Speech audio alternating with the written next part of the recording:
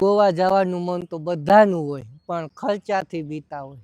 તો આજે હું તમને બજેટ ફ્રેન્ડલી પોરબંદરથી ગોવા અને ગોવાથી પાછું પોરબંદર, જેમાં ટ્રાવેલિંગ, હોટલ, ભોજન, ફરવાનું બધું જ ઇન્ક્લુડ થઈ જાય ફક્ત 6,560 રૂપિયામાં. જીયા બજેટ ફ્રેન્ડલી આખો જે રાઉન્ડ ટ્રીપ છે તેના વિશે પૂરી માહિતી તમને આ વિડીયોમાં મળી જશે.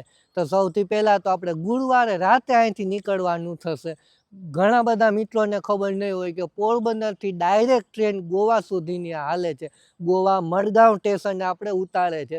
તો પોરબંદરથી ગુરુવારે રાતે વીકલી ટ્રેન છે, એટલે રાતે અહીંથી બેસવાનું છે. 25થી 26 કલાકની મુસાફરી થશે. શુક્રવારે રાતે તમે મડગાંવ ગોવા સીધા પહોંચી જશો. એનું ટિકિટ થશે 695 રૂપિયા.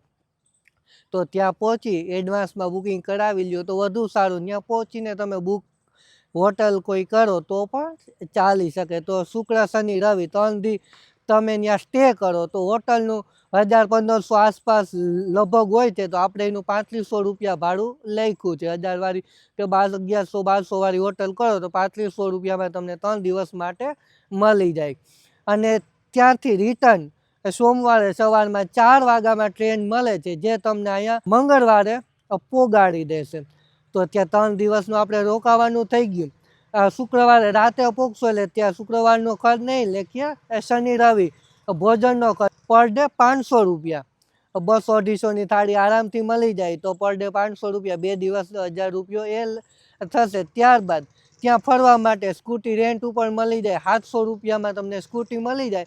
તો 700 રૂપિયા આપણે સ્કૂટીનું શનિ રવિનું ભાડું ને 700 રૂપિયા પેટ્રોલના લેખી લઈએ તો 7 દૂને 1,400 રૂપિયા. 2 જણા હોય તો એમાં 700-700 ડિવાઈડ કરી નાખીએ એટલે પેટ્રોલ ને સ્કૂટી તમને 700 રૂપિયામાં 2 દિવસનું પડી જશે.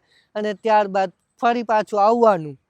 ગોવાથી પોરબંદર આવો એને 665 રૂપિયા ટિકિટ છે. તો ટોટલ તો આવવું જાવું ભોજન સ્ટે બધુંય થઈને 6,560 રૂપિયામાં તમે આરામથી આવી શકો છો.